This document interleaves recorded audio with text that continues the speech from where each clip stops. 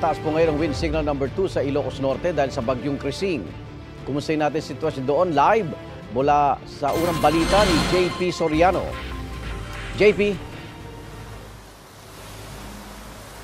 Igan, mga kapuso, nag-uumpisa na pong maramdaman ang tuloy-tuloy na pag-uulan dito sa malaking bahagi ng Lawag City sa Ilocos Norte at buong magdamag nga, Igan, ay naging makulimlim at pabugso-bugso ang ulan sa malaking bahagi ng probinsya. At isa nga sa mga binabantayan ng mga otoridad, Igan, sa tuwing may bagyo ay ang Padsan River dahil noong July 2023 ay tumaas ang antas ng tubig ng ilog dahil sa bagyong Egay. Dahilan para bahain ang maraming sitio at katabing barangay. Sa official social media page ng probinsya Igan ng Ilocos Norte, pinag-iingat din po ang mga tiga rito dahil sa inilabas na red rainfall warning na indikasyon ng posibleng pagbaha sa flood-prone areas o yung mga madalas bahain.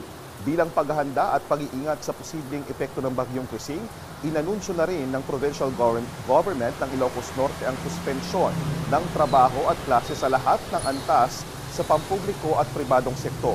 Ito ay kasunod nga po ng pagsasailalim ng pag-asa ngayon sa probinsya sa Tropical Cyclone Wind Signal number 2. At bagaman na umuulan, maayos pa naman ang lagay ng karamihan sa mga barangay ditong nasa flood-prone areas, maging yung mga katabi mismo ng ilog. Pero anuman pong development ay handa po ang mga taga rito para sa isang posibleng preemptive evacuation. At yan muna ang latest. JP Soriano para sa GMA Integrated News. Igan, mauna ka sa mga balita, mag-subscribe na sa GMA Integrated News sa YouTube para sa iba't ibang ulat sa ating bansa.